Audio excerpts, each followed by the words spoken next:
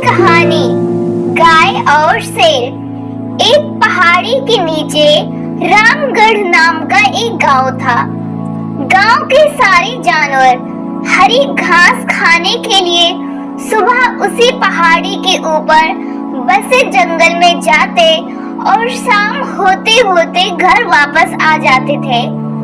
हर दिन की तरह लक्ष्मी नाम की एक गाय अन्य गायों के साथ उसी पहाड़ी के जंगल में घास खाने के लिए गई थी।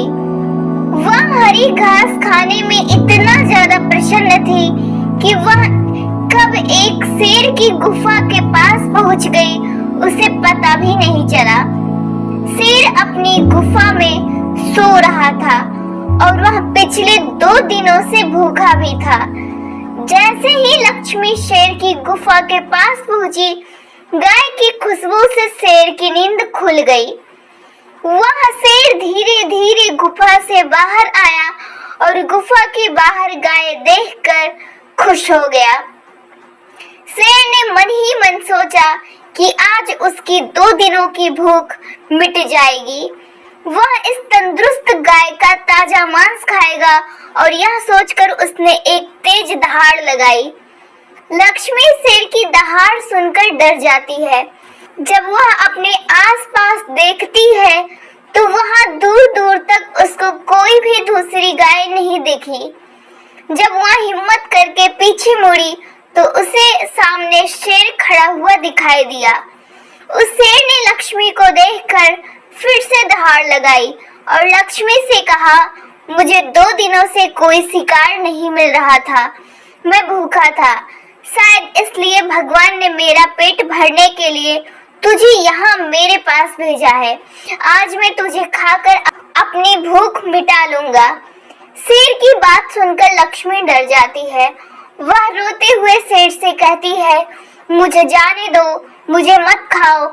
मेरा एक छोटा बच्चा है जो अभी सिर्फ मेरा ही दूध पीता है और उसे घास खाना अभी तक नहीं आया है।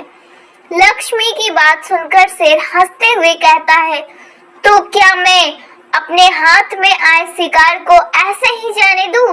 मैं तो आज तुझे खाकर अपनी 2 दिनों की भूख मिटाऊंगा।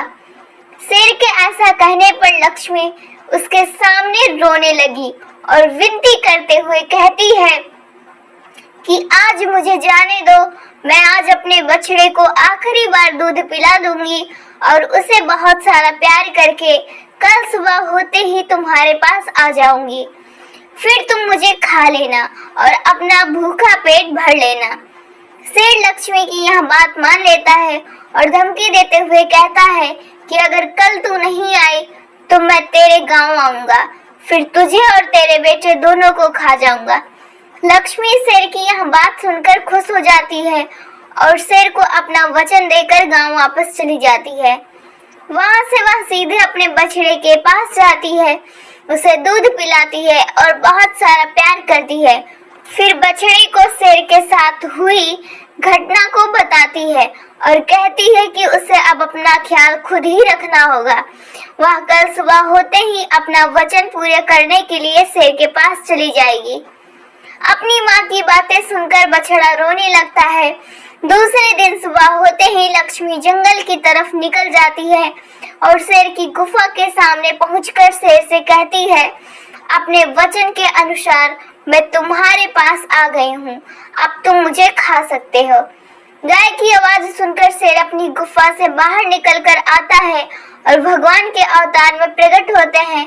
वह लक्ष्मी से कहते हैं, मैं तो बस तुम्हारी परीक्षा ले रहा था, तुम अपने वचन की पक्की हो, मैं इससे बहुत प्रसन्न हूँ।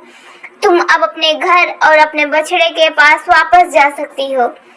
इसके बाद वे उस गाय को गौ माता होने का वरदान भी देते हैं और उसी दिन के बाद से सभी गायों को गौ माता कहना शुरू कर देते हैं। कहानी से सीख, हमें जान की बाजी लगाते हुए भी अपने दिए हुए वचन को पूरा करना चाहिए। यही हमारे दृढ़ व्यक्तित्व को दर्शाता है।